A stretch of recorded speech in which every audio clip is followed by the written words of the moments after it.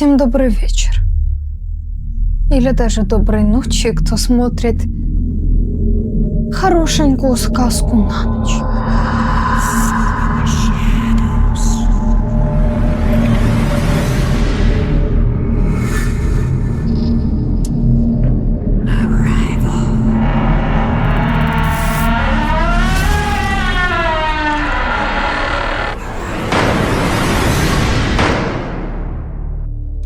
Сегодня я вам расскажу историю о том, как парень решил снять квартиру, но что-то пошло не так.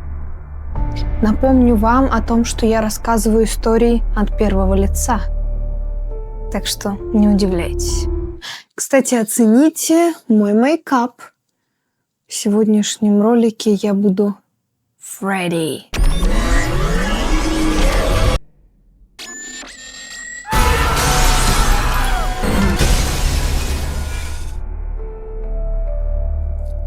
Ну что, давайте начинать.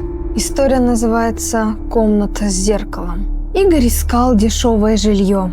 Наконец нашел объявление. «Сдам комнату недорого». Дом оказался старым. Стены в трещинах. В подъезде пахло сыростью и затхлостью. Хозяйка, пожилая женщина, с тяжелым взглядом, провела его в комнату.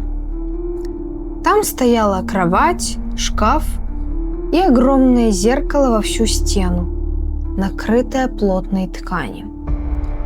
«Никогда не снимайте это покрывало», – строго сказала она, – «особенно ночью». Игорь усмехнулся. Первые дни все было спокойно, но каждый раз, заходя в комнату, он чувствовал, из-под ткани кто-то смотрит на него.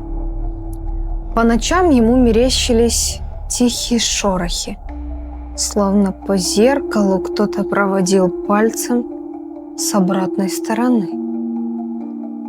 И однажды вечером он не выдержал. Подошел и сорвал покрывало. Под тусклым светом лампы зеркало блеснуло. Но в комнате стало как-то холоднее. Игорь увидел лишь себя. Ночью он проснулся от странного звука. Взгляд сам упал на зеркало. Игорь замер. Его отображение сидело на кровати и улыбалось, хотя сам он лежал неподвижно. Он зажмурился. Когда открыл глаза снова, отражение стало обычным. На следующую ночь покрывало снова было снято. В этот раз отражение стояло прямо у стекла и не повторяло его движений.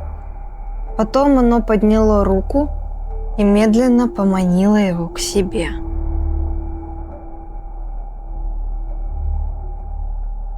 Утром хозяйка вошла в комнату. Кровать была пустой. Она спокойно поправила ткань на зеркале и прошептала: «Ну вот, еще один остался там». В глубине зеркала неподвижно стоял Игорь, а его отражение улыбалось и ждало следующего жильца. Понравилась история? Напишите об этом в комментариях. Также не забывайте ставить лайки и подписываться на мой канал. Ведь таким образом вы освобождаете себя от такой же участи. Сладких снов, мои любимые друзья!